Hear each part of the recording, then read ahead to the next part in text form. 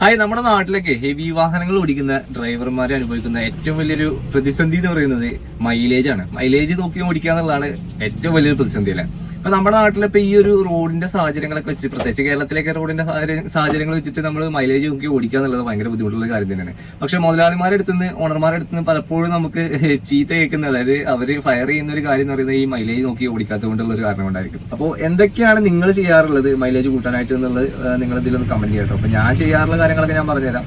ഒന്നാമത് RPM നോക്കി ഓടിക്കുക, അതുപോലെ ഗിയർ പരമാവധി ഡൗൺ ചെയ്യാതെ തന്നെ ഓടിക്കാനുള്ള കാര്യങ്ങളാണ് ഞാൻ നോക്കാറുള്ളത്. ഇപ്പോൾ പല സാഹചര്യത്തിലും ഗിയർ ഡൗൺ ചെയ്യേണ്ടി വരും. ഇപ്പം നമ്മൾ ലോഡിലൊക്കെ പോകുന്ന സമയത്ത് ഗിയർ ഡൗൺ ചെയ്യാന്നുള്ളത് വളരെ ഇമ്പോർട്ടന്റ് ആയിട്ടുള്ള കാര്യം എന്തായാലും ചെയ്യേണ്ടി വരും. ഈ ന്യൂട്രൽ അടിച്ച് പോകാന്നുള്ളത് പിന്നെ അത്ര നല്ലൊരു കാര്യമായിട്ട് എനിക്ക് തോന്നിയില്ല. ഞാനത് ചെയ്യാറില്ല എന്നല്ല, ലോഡിൽ പക്ഷെ ചെയ്യാറില്ല. ലോഡിൽ നമ്മൾ ചെയ്ത് കഴിഞ്ഞാൽ വണ്ടിക്കും അതുപോലെ തന്നെ നമ്മുടെ കൂടെ റോഡിൽ യാത്ര ചെയ്യുന്ന പലർക്കും അത് ബുദ്ധിമുട്ടുണ്ടാക്കുന്ന കാര്യമായിരിക്കും. കാരണം വണ്ടിയുടെ ജോയിന്റ് ബോട്ടിലും കാര്യങ്ങളൊക്കെ തേയ്മാനം വരാൻ ചാൻസ് ഉണ്ട് നമ്മളങ്ങനെ ലോഡിലൊക്കെ ന്യൂട്രൽ അടിക്കുന്ന സമയത്ത്.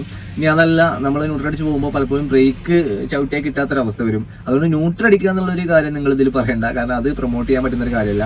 അതല്ലാണ്ട് നമുക്ക് മൈലേജ് കൂട്ടാനായിട്ട് എന്ത് ചെയ്യാൻ പറ്റും എന്നുള്ളത് കമന്റ് ചെയ്യാൻ മറക്കരുത് കേട്ടോ.